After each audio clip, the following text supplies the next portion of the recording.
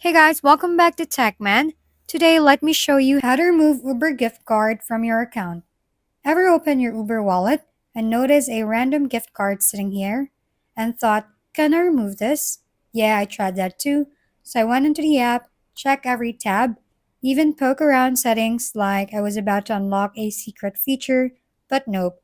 Once you redeem a gift card in Uber, it's there for good. No delete option, no undo, nothing. I even looked into support, thinking maybe there's a hidden workaround. Turns out there isn't. Uber treats gift cards like a one way street you can use to balance, but you can remove it. So here's the real tip: the decision actually happens before you redeem it. If someone offers you a code and you're not planning to use Uber anytime soon, just pass it on. Because once it's in your account, it's basically permanent. Think of it like accepting fries you didn't order. Now they're yours. If we've been helpful, kindly give us a thumbs up and don't forget to hit the subscribe and bell button for more contents. For any questions and suggestions, comment down below.